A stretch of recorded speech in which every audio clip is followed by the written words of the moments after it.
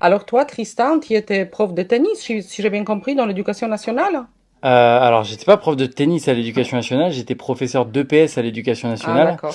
après avoir fait une formation littéraire, un bac littéraire, C'est vrai? et ensuite avoir fait un passage de 2 ans, 2 ans et demi au cours Florent. Donc Ah oui, moi, tous les textes comme ça, tous les livres, ça me parle, d'accord. ça me parle. Parce que tu sais, moi aussi, j'ai une formation Ouais. littéraire.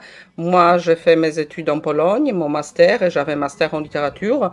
Et justement, derrière moi, on a discuté ensemble. Et du coup, tous les deux, on a lu les livres de Milan Kundera. Milan Kundera, Insoutenable légèreté des lettres. Et c'est un livre qui m'a vraiment touché. Ouais. Moi aussi, c'est un livre que j'ai connu quand j'avais 15 ans, parce que c'est un livre qu'on a lu quand j'étais en seconde. Ah, tu l'as lu à 15 ans? Je l'ai lu à 15 ans, je l'ai pas bien compris la première fois, Oui. mais moi ce qui m'avait marqué le plus, Mhm. c'était le titre. Je crois Oui. que c'est le livre dont le titre m'a toujours fasciné. Et comment tu comprends aujourd'hui, à ton âge adulte, insoutenable légèreté des lettres?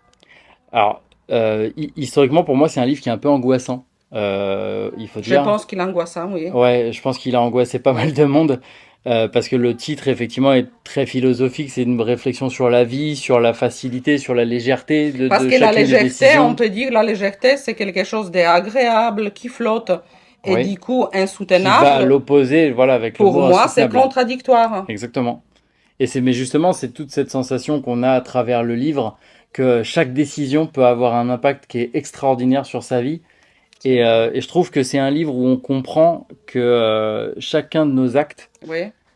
on n'a pas la possibilité de refaire le jeu. On n'a pas la Mhm. possibilité, comme dans les jeux vidéo, de revenir en arrière et de recommencer. C'est que chacune de nos Oui. décisions va impacter le lendemain, Ici, en fait. c'est beaucoup des relations humaines, les relations Ouais. amoureuses. Ici, c'est beaucoup, ça se passe comme ça. Des relations d'amour. J'ai cru comprendre qu'il y avait plusieurs lectures du livre. Il y Oui. a des choses qui impactent un petit peu plus les gens. Oui.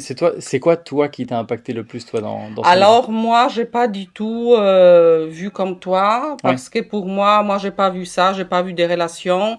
Moi, ce qui m'a touché le plus, comme je t'ai dit, moi, je suis née en Pologne ouais. et Milan Kundera, il est né en Tchécoslovaquie, donc à l'époque, c'était encore un État, on va dire, soviétique. On a vécu T'as dans découvert ce livre dans un autre contexte dans que un le autre mien en contexte. fait. Et Milan Kundera, pour nous, c'était un écrivain qui était censuré en Tchécoslovaquie.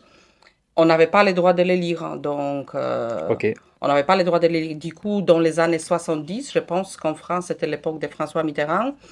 Et donc, c'était un opposant politique. Du coup, il a pu venir en France. Il a obtenu la nationalité française. ouais, Et il a pu écrire ses romans en France. Mais à l'époque, dans les régimes soviétiques, on n'a pas eu le droit de lire ses romans. Donc, pour d'accord. moi, c'est surtout ça. Ouais, Et si tu veux, lui, oh, il a écrit ces livres-là, il a écrit en tchèque, dans sa langue maternelle, mais à partir des années 90, il a commencé à écrire en français. Je d'accord. peux te dire que c'est pas la même chose d'écrire dans ta langue maternelle et dans une langue étrangère qui devient ta langue. Donc moi, la passion pour ces romans, elle est là. Ok. Plus parce que toi c'est du coup c'est l'histoire, c'est le contexte géopolitique qui t'a un peu Contexte plus géopolitique, et marqué. c'est aussi, moi je me vois par moi, par le prisme des maris, c'est quelqu'un qui est venu en France, c'est quelqu'un qui a adapté la langue française, Il a la même c'est, histoire que toi. voilà, moi je vois ça comme ça, c'est quelqu'un qui a traversé les frontières. Ouais. Bon, moi j'ai quitté la Pologne après la chute des murs de Berlin, Hmm. donc c'est pas les mêmes conditions, mais par exemple pour moi l'histoire des langues, parce qu'il a écrit en français à la fin, et moi quelquefois, j'écris mieux en français qu'en polonais. Ouais. Et mes pensées, tu vois, donc pour moi, c'était beaucoup l'histoire de cette assimilation aussi en France par rapport à la langue. Ok. Et c'est là où où ce livre il est incroyable, c'est que là t'as vu on a parlé de la démarche philosophique, de Ouais, la démarche ouais, géopolitique, de tout ce que ça a évoqué chez nous, mais ouais, finalement on se rend compte que les personnages ils sont presque là pour servir le contexte. oui, Ils sont finalement c'est pas le principal les personnages, ils c'est sont là vrai, pour démontrer ce que Milan Kundera avait envie de nous dire en fait, c'est le vrai, c'est message qu'il vrai. avait à passer. Nous, à l'époque, en Pologne, c'était un livre vraiment Je interdit. pourrais pas. Donc, nous, on a dit que c'était un livre presque pornographique. Oui, bah à certains moments en même temps. Mais non, justement, pour détruire l'écrivain, Ouais. pour que personne ne Le les lise. lise. Hmm. Voilà. Et moi, j'ai toujours entendu parler de Kundera, mais moi, je l'ai lu il n'y a pas longtemps. D'accord. Déjà, les titres, pour moi, donc, Insoutenable légèreté des lettres, pour moi, Et donc, la légèreté, la pesanteur, ce sont des oppositions, en fait, de notre quotidien, et même dans notre métier de mandataire immobilier. C'est ça, c'est des choses, on oscille tout le temps, tous les jours. Les lourds, les légers, il faut osciller en fait pour être heureux et pour trouver un équilibre, hein. Mm. Pour moi, c'est aussi ça. Ah ouais, c'est s'adapter à chaque situation en réfléchissant sur le principe, comme on disait tout à l'heure, qu'on ne pourra pas revenir en arrière. Voilà, c'est ça. Donc l'action d'aujourd'hui sera le reflet de ce qui se passera demain. On Ouais. peut pas dire, bon bah au pire je rechange un petit peu la lettre, là je recommence, c'est pas possible. Et je trouve que ce livre il est incroyable dans le côté, déjà juste sur son titre, où on a l'impression que ça va être quelque chose d'agréable, mais qu'il y a quelque chose en arrière-fond qui va pas. Et finalement, je pense que c'est tout le chemin de la vie en fait qui est Ouais. résumé à travers ce titre, et c'est pour ça que moi c'est un livre qui m'a marqué. Même après l'avoir relu, Ouais. une autre version Ouais, après ouais, l'avoir ouais. relu. Après, moi, j'ai envie de dire que c'est un roman qui n'est pas facile à lire, c'est Non, très dense. oui.